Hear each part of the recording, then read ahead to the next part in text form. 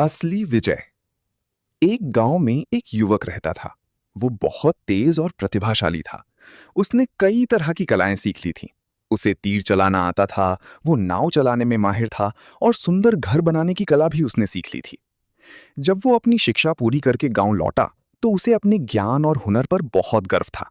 वो अक्सर लोगों से कहता, इस पूरे इलाके में मेरे जैसा कुशल कोई नहीं है।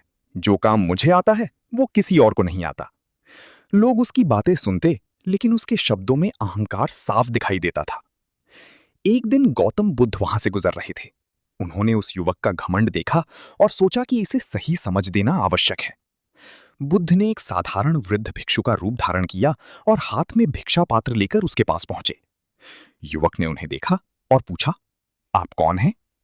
वृद्ध ने शांत स्वर में उत्तर दिया, मैं वो व्यक्ति हूं जो अपने मन पर नियंत्रण रखना जानता है। युवक को यह बात समझ नहीं आई।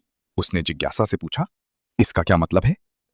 वृद्ध मुस्कुराए और बोले, कुछ लोग तीर चलाने में कुशल होते हैं, कुछ नाव चलाने में और कुछ घर बनाने में, लेकिन सच्चा ज्ञानी वो है जो अपने मन को संभालना जानता है।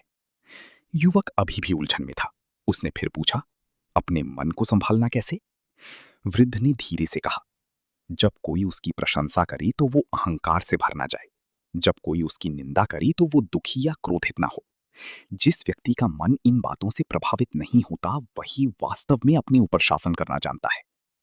वृद्ध की बात युवक के दिल को छू गई। उसे पहली बार महसूस हुआ कि असली जीत दूसरों पर नहीं, बल्कि अपने मन पर होती है।